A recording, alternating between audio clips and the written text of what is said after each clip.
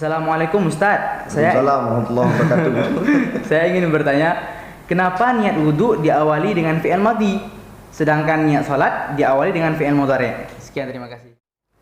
Assalamualaikum warahmatullahi wabarakatuh. Waalaikumsalam warahmatullahi wabarakatuh. Kembali lagi bersama kami di YouTube channel Taufikur Rahmi Official untuk berbagi ilmu, berbagi motivasi, dan berbagi info-info menarik hal-hal yang lainnya.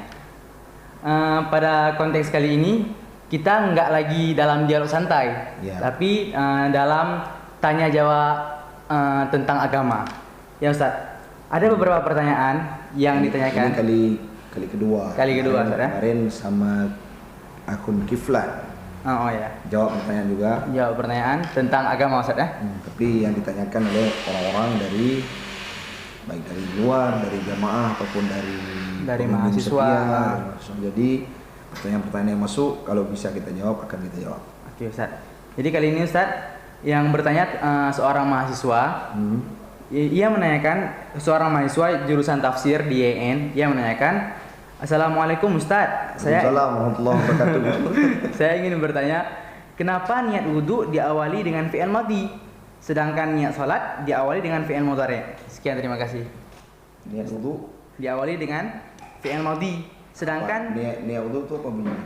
Nawaitu shauma ghadin. Nawaitu kustal jinawati. Enggak. Nawaitul wudu. Aku niat wudu. Ya. Kalau yang kedua apa? Sedangkan niat salat diawali dengan fi'il mudhari'. Ya, dalam persepsi orang-orang yang talafut niat pada saat solat ya. Kalau dalam mazhab Asy-Syafi'i sering di tuntunan solat juga ada disebutkan usalli fardhu dhuhri, fardhu subhi, fardhu maghribi. Jadi usallinya itu. Kenapa usalli ya? Kenapa berbeda dengan usalli niat lainnya? Usalli itu fi'il mudhari'. Bukan isim mudhari'. Bukan. Jadi pertanyaannya adalah kenapa di niat yang lain enggak disamain gitu? Enggak. Kenapa enggak shallaitu? Ya, kenapa enggak shallaitu dhuhra gitu? Ya. Pertanyaannya sangat mudah. Namun jawabannya susah. Jadi alhamdulillah pertanyaan ini sudah masuk beberapa hari yang lalu. Namun mungkin tidak ada waktu langsung untuk menjawab. Insyaallah kepada para pengunjung setia yang ingin menanyakan pertanyaan boleh ditanyakan di kolom komentar. Kalau bisa kita jawab, kita jawab. Kalau nggak bisa kita jawab, kita tanyakan kepada guru-guru kita. Apalagi ilmu kita masih minim. Namun walaupun minim, yang namanya kebaikan itu harus disampaikan. Walaupun sekecil zarah ya. Baik, kami akan coba menjawab. Nanti kalau salah tegur Firza. Nah, kami ingin menjawab semampu kami dalam persepsi kami, dalam beberapa pendapat dalam kitab yang pernah kami baca. Mungkin pertanyaan kali ini walaupun ada korelasi antara fikih dengan kalimat nahu ataupun sharaf, pokoknya dengan balaghah, ya kan? Kita akan menjawab dulu sebelum kita sampai kepada pembahasan yang ditanyakan tadi. Apa itu fi'il mudhari'? Apa itu fi'il madhi? Fi'il madhi adalah sebuah pekerjaan yang menunjukkan dengan zaman yang lampau. Definisi dalam kitab nahwu yang kita ketahui apa? Ma dalla ala makna fi nafsiha bi zaman muqtarinan bi zamanil madhi. Atau dalam kitab Kawakib syarahnya Mutammimah dijelaskan bahwa pada halaman 9, kalau kitab saya ini pada halaman 9, fi'il madhi itu wa huwa ma dalla 'alal hadisi atau hadisi. Kejadian yang menunjuki kejadian wujida fi zamanil madhi yang didapatkan pada masa lampau. Kalau dalam bahasa Inggris apa? Past tense. Telah dilakukan. Dan wujida fi zamanil madhi wad'an. Jadi wad'an itu maksudnya gini. Ditetapkan pertama kali fi'il madhi itu untuk zaman yang telah lampau. Ada kalanya juga fi'il madhi itu ada pada tempat-tempat tertentu yang dia tidak berlaku zaman lampau. Nah, itu nanti akan jadi pembahasan kita kan. Iya, Ustaz. Yang selanjutnya fi'il mudhari itu apa? Kalau fi'il mudhari setahu saya Ustaz ya, kata kerja yang ada zaman sekarang, zaman hal atau zaman mustakbal gitu. Fauzan tahu nggak? Nggak tahu deh. Fi'il mudhari adalah sebuah kata kerja yang menunjuki makna kalau dia nggak ada kaitan apa-apa, nggak ada karinah, kalau bahasa kita nggak ada yang menunjuki bahwa dia zaman hal atau zaman mustakbal, itu bisa ihtimal kedua-duanya. Bisa yang dimaksud adalah sedang dilakukan atau bisa yang akan dilakukan. Kalau tidak ada kalimat penjelas karinah dalam bahasa kita. Jadi dia tidak berlaku zaman madhi, tapi hal atau mustakbal. Fi'il dalam persepsi nahwu ada berapa? Fi'il dalam persepsi nahwu ada 1, 2, 3, 4. 3. Yang kebanyakan kita dengar ada 3. Bahkan ada yang mendefinisikan 4, yaitu fi'il nahi. Tapi sesungguhnya fi'il itu 2. Fi'il madhi dan fi'il mudhari. Kalau fi'il amar itu termasuk mana? Fi'il amar itu dihubungkan ke dalam fi'il mudhari. Fi'il amar itu dari mana diambil? Dari fi'il mudhari yang ketujuh dan saudara-saudaranya, artinya mukhatab. Jadi kesimpulan dulu dari penjabaran tadi, fi'il madhi menunjuki makna yang telah lampau, kejadian yang telah lampau, pekerjaan yang telah lampau, sedangkan fi'il mudhari menunjuki kejadian yang akan datang atau yang sedang dilakukan. Dalam bahasa Inggris continuous tense.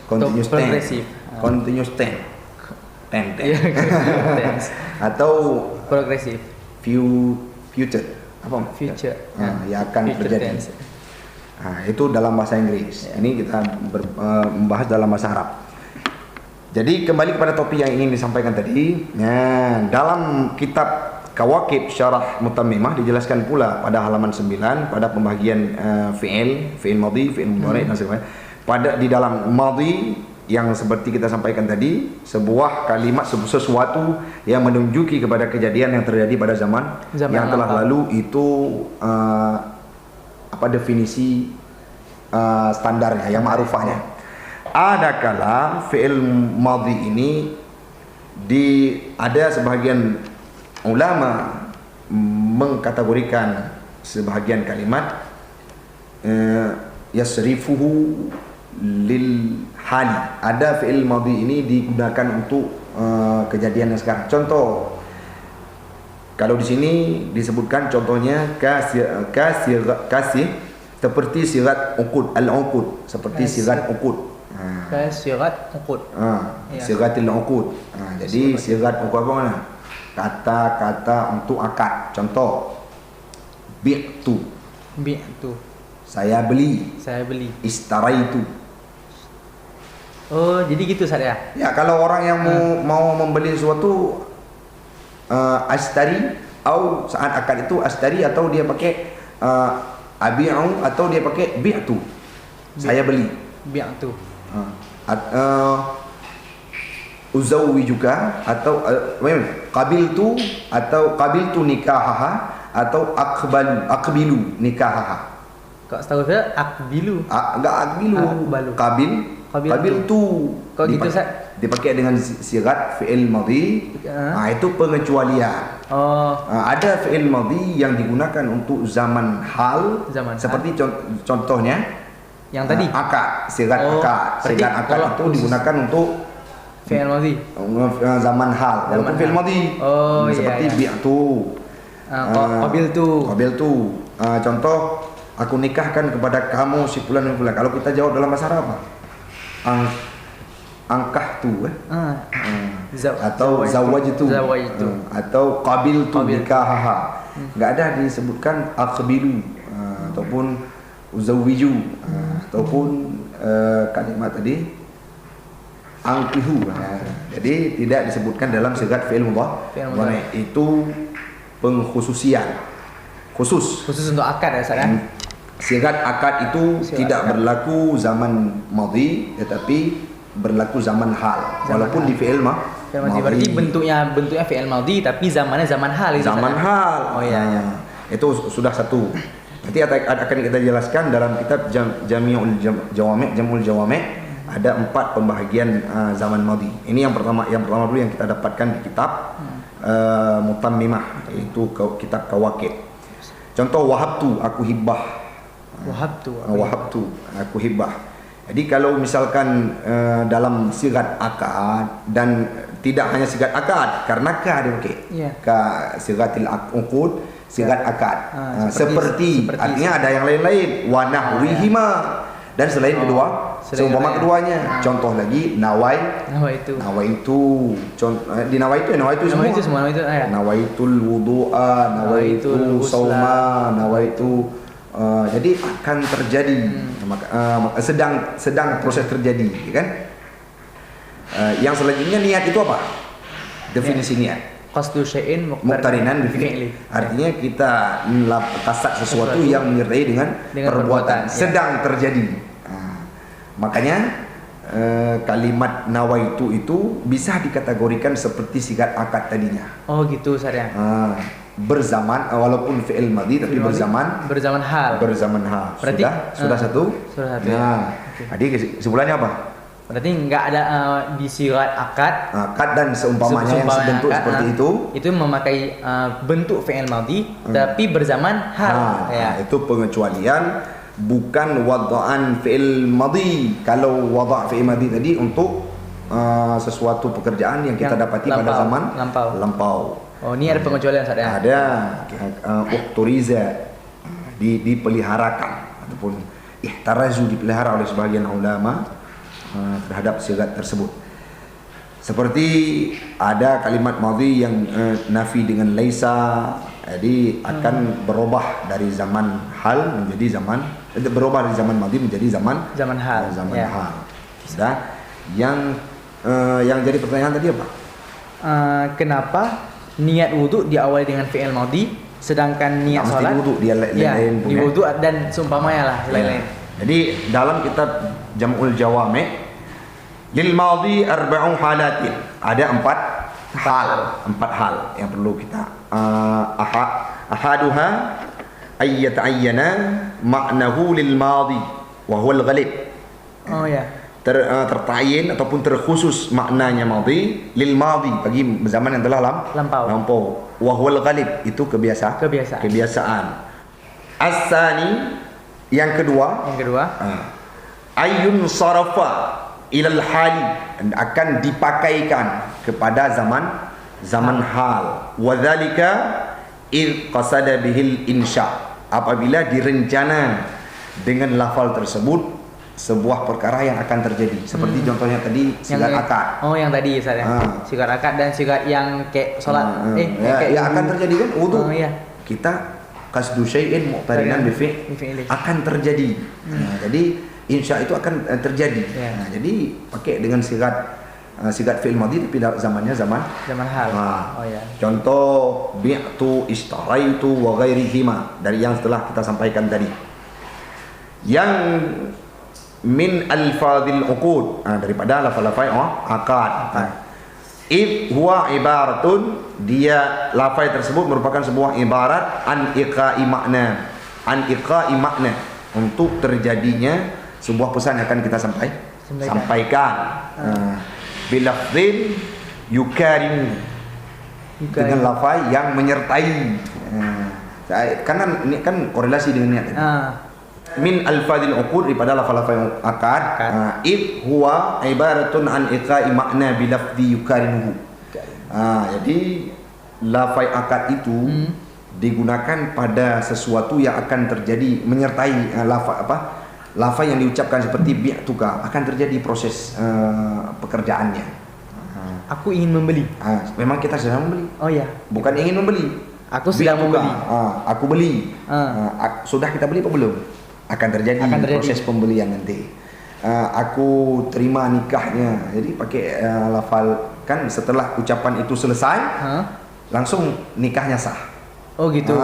Jadi makanya yang kedua ini fi'il madhi digunakan pada zaman hal, ya, dalam kondisi-kondisi yang tadi. Yang ketiga, ats-tsalits Oh, ada yang tiga. Bilafzi yukarinuhu fil wujud. Yang seperti yang kita sampaikan tadi. At-thalis, yang ketiga, ayun sarafa, dipakai ilal istiqbal, pada zaman yang akan datang. Kok ada fi'il madhi digunakan pada zaman yang akan datang? Beberapa malam yang lalu pernah saat Ustaz ngajar, saat Abi ngajar, Abi boleh? Ustaz boleh. Saat Ustaz ngajar, wadzalika idza tada, apabila dikehendaki talban, menuntut, meminta. Nahu ghafarallahu rahimallahu radhiyallahu anhu. Apabila sebuah kalimat yang dinisbah fi'il madhi yang dinisbahkan kepada Allah dari lafaz yang dulu yang sebelumnya menjadi sebuah pemberitaan, itu khabariyah, berubah menjadi insya'iyah. Karena kita memohon kepada Allah. Sallallahu alaihi wasallam, apa maknanya? Berselawatlah engkau, sallallahu alaihi wasallam. Moga-moga Allah memberi rahmat alaihi, kepadanya Nabi. Moga-moga Allah. Kapan? Kalau kita semoga Allah memberi rahmat, itu sudah terjadi, apa sedang terjadi, atau akan terjadi? Akan terjadi. Ya. Artinya apa? Istiqbal. Fi'il apa yang dipakai? Fi'il madhi. Jadi sudah tiga. Yang ketiga, ada fi'il madhi itu digunakan untuk zaman istiqbal, bila digunakan untuk talban, untuk meminta. Berarti ini khususnya dengan nisbah dengan lafaz Allah. Yang sering yang dinisbahkan kepada lafaz Allah. Atau azamtu alaika. Aku meminta kepadamu.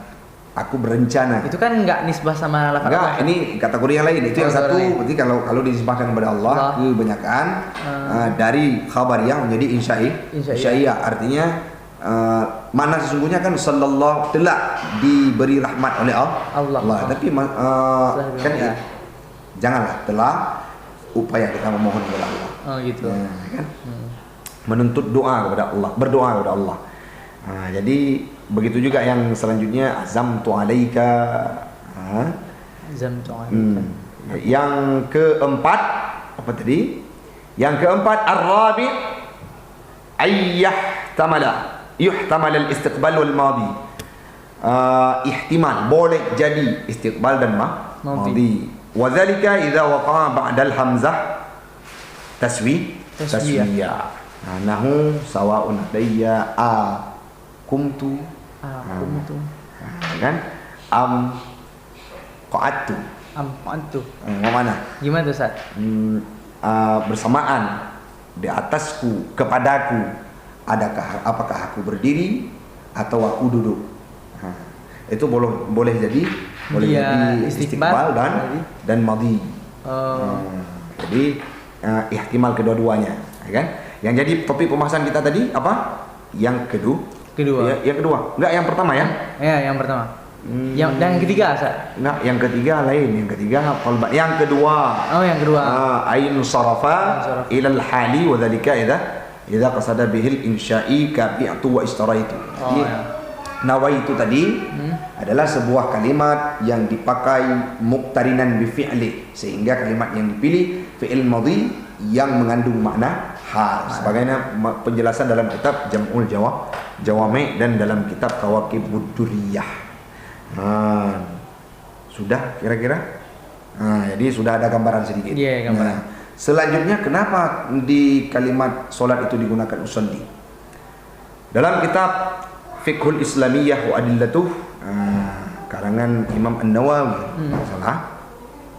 ataupun At-Tadhib fi Fiqhil Imam Syafi'i, dijelaskan bahwa dalam solat itu ada 3 kategori yang harus dalam niat solat itu. Kasat, ta'in, yang seperti kita pelajari kan? In kanat solatu ihdal faraid khams, jika adalah solat itu merupakan salah satu fardu daripada yang 5. Rukun Islam yang 5. Yajibu alaihi salatu niyatin. Wajib kepada solat tersebut 3 niat. Nah, yang pertama fi'lus solat, niat mengerjakan sholat. Mengerjakan sholat. Yang kedua, niat fardiyah, sholat perlu, sholat fardu bukan sholat sunat. Sholat fardu ya. Yang ketiga, ta'yin. Fardu apa? Zuhur, maghrib, subuh.